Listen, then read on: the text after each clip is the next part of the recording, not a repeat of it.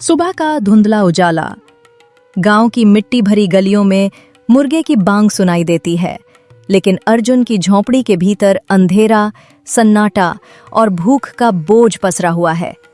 टूटी छत से छनकर आती हल्की धूप, सूखी दीवारें और कोने में रखे खाली बर्तन। गौरी चूल्हे के पास बैठी है।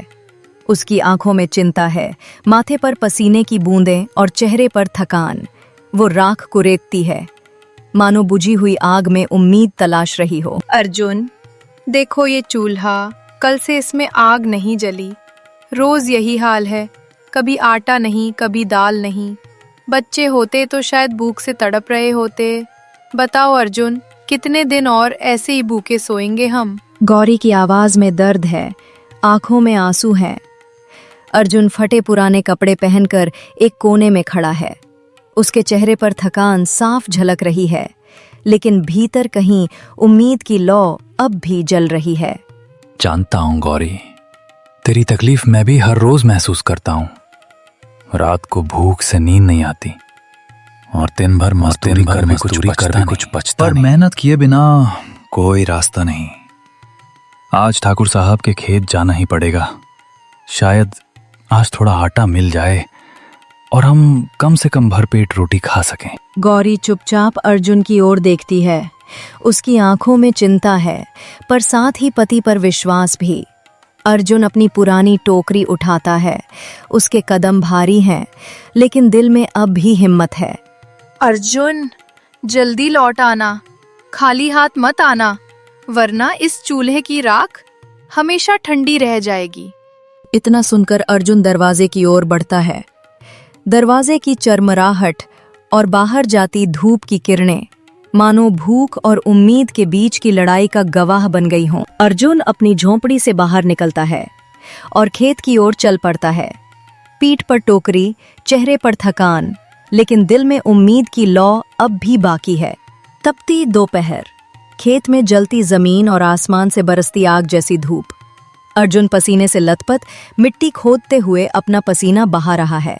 तभी खेत के मालिक ठाकुर साहब पास आते हैं। अरे अर्जुन, हाथ तेज चला, दोपहर से पहले खेत तैयार होना चाहिए। इतनी सुस्ती से काम करेगा तो भला कैसे चलेगा? जी ठाकुर साहब, पूरी कोशिश कर रहा हूँ, बस जरा थकान हो रही है। अरे मजदूर को थकान शोभा नहीं देती अर्जुन। पेट भरने के लिए हिम्मत चाहिए। काम पूरा कर, फिर देखूंगा, थोड़ा गेहूं दे दूंगा। कुछ देर बाद अर्जुन पेड़ की छांव में बैठता है। थैली खोलता है, उसमें सिर्फ एक बासी रोटी होती है। वह आंखें झुकाकर खाने लगता है। अरे अर्जुन भाई, आज फिर बासी रोटी? भाई, जब तक किस्मत साथ नहीं देती, रोटी हमेशा बासी ही होगी। सच कहते हो अर्जुन भाई, तुम्हारी मेहनत देखकर दिल द्रवित हो जाता। और इस तरह तपती धूप में अर्जुन का पसीना जमीन को सींचता रहा। भूख और थकान के बीच वह चुपचाप अपने भाग्य से लड़ता रहा।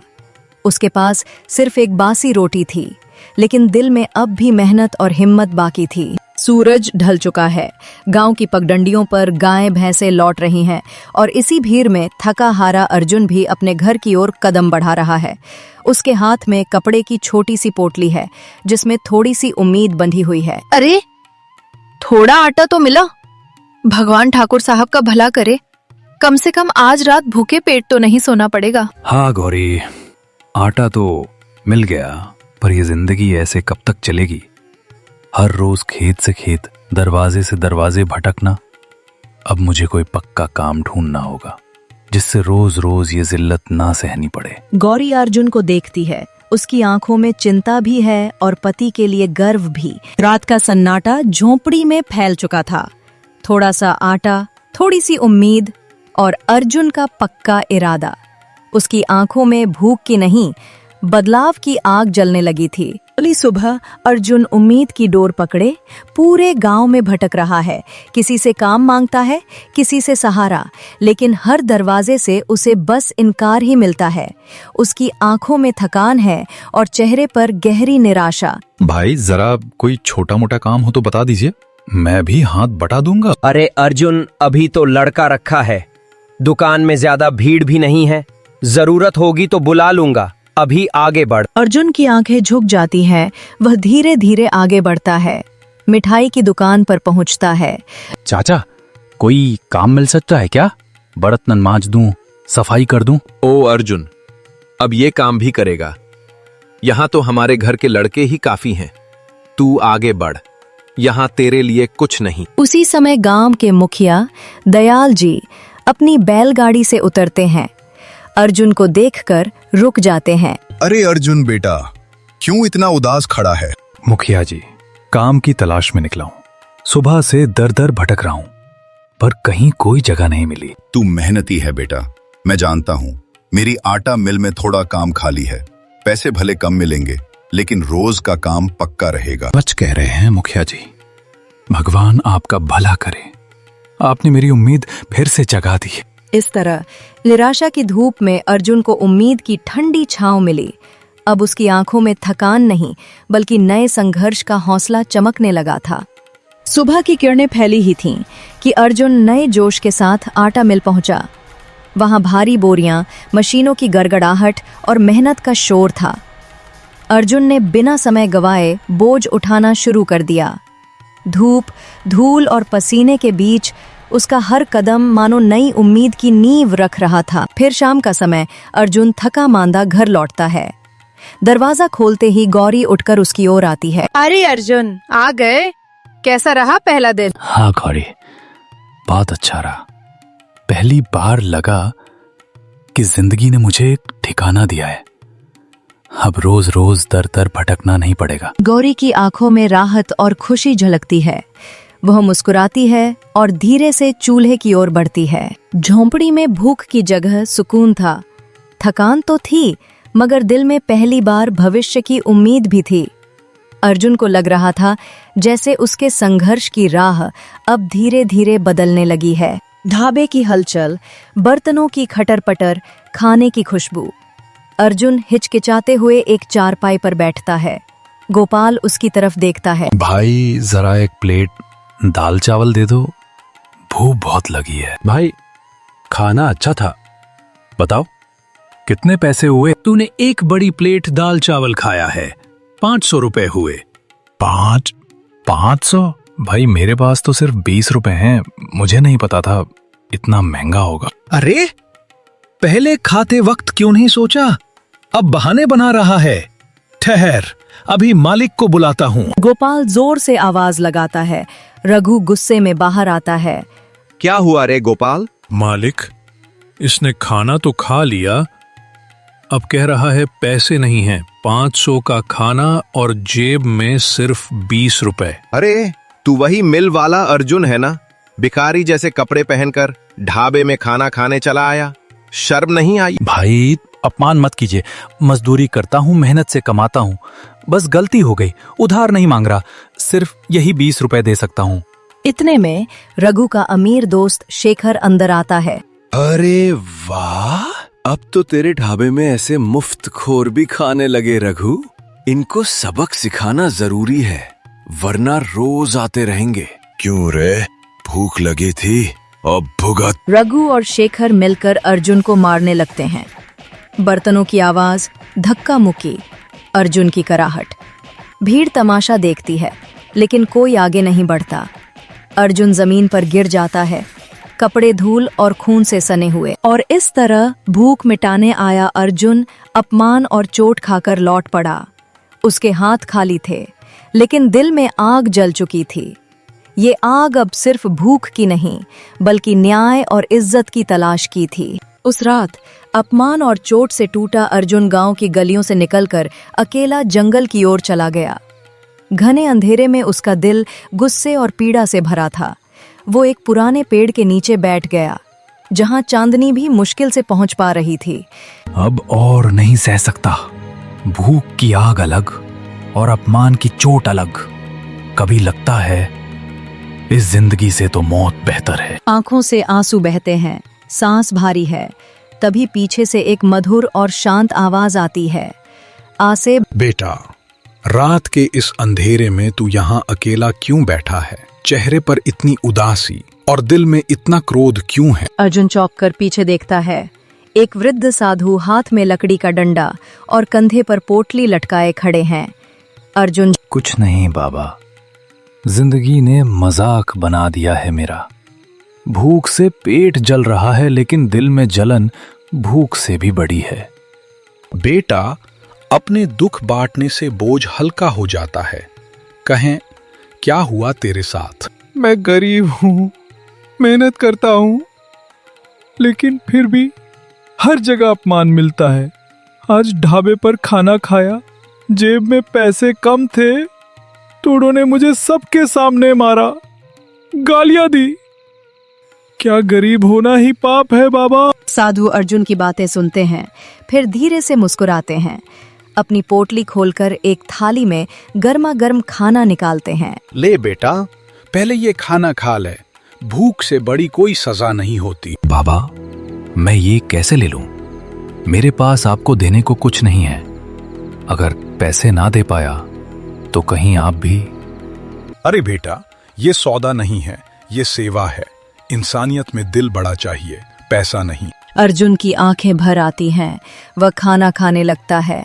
थाली खाली होने के बाद उसके चेहरे पर पहली बार सुकून झलकता है।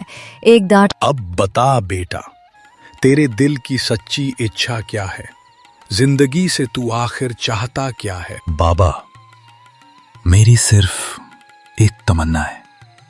मैं एक ऐसा ढाबा खोलूं जहां कोई गरीब भूखा ना लौटे, जिसके पास पैसे ना भी हों फिर भी उसे भरपेट सम्मान के साथ खाना मिले।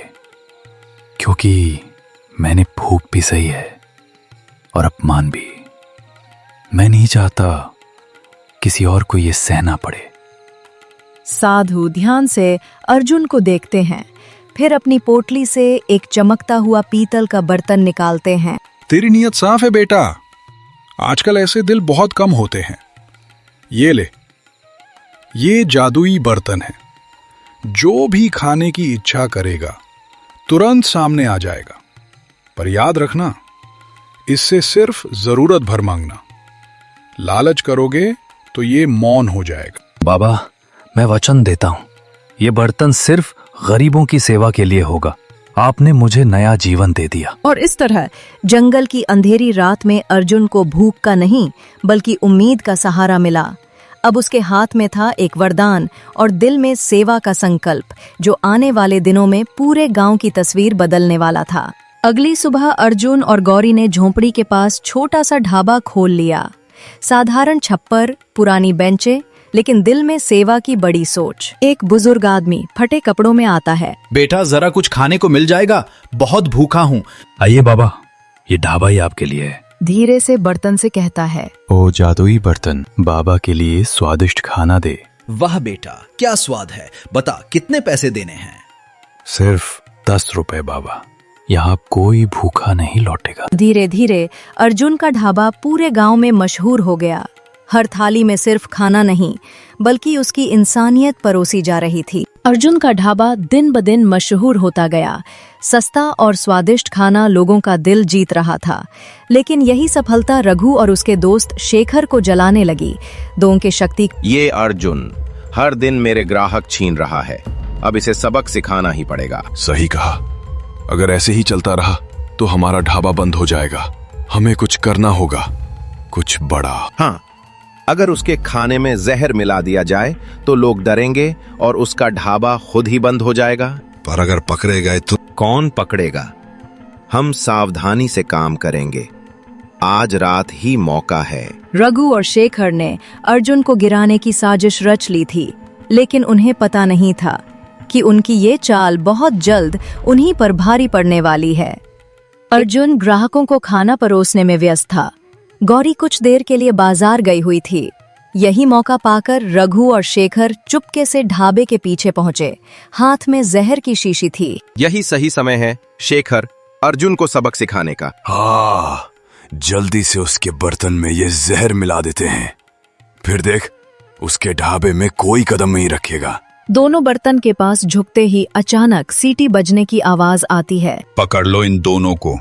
ये जहर मिलाकर पूरे गांव की जान लेना चाहते थे। हमसे गलती हो गई, छोड़ दो। मुखिया जी, दया कर दो। लालच और छल का यही अंजाम होता है। अब जेल में जाकर सोचो, गरीब की मेहनत से खेलना कितना भारी पड़ता है। ये इस तरह रघु और शेखर रंगे हाथ पकड़े गए।